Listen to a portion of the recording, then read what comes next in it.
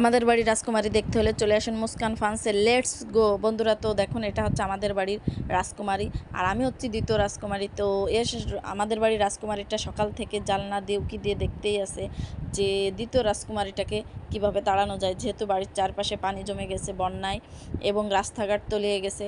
আর আমিও সকাল থেকে চিন্তা করতেছিলাম কিভাবে বাড়ি থেকে বেরোবো, বন্ধুর সঙ্গে দেখা করব। তো ও চিন্তা করতেছিল ওর বন্ধুর সাথে কিভাবে দেখা করবে, আর এই রাজকুমারীটাকে কিভাবে বাড়ি থেকে বেরোনো যায়, যেহেতু তার সব খাবারগুলো আমি খেয়ে ফেলতেছি, ভোগ করতেছি। তার মনে হচ্ছে তার বিছানা পাটি সব কিছুই আমি দখল করে নিয়েছি। তো সে সকাল থেকে চিন্তা করতেছে কিভাবে রাস্তা মেপে আমাকে বের করা যায়। তো দেখলাম কি ও সত্যি কি জেগে আছে না ঘুমিয়ে গেছে। তো দেখলাম ও জেগে আছে। শুধু বিড়াল কিন্তু একটা পোষ্য প্রাণী নয়, ও কিন্তু কারো ভালোবাসার প্রতীক বা একাকিত্বের সঙ্গী হিসাবে বিড়ালকে পাশে রাখুন, দেখবেন সময় কেটে যাবে। কারণ বিড়ালের খামখেয়ালিপনা আমাদের খুব ভালো লাগে এবং সঙ্গী হিসেবে খুব ভালো বন্ধু।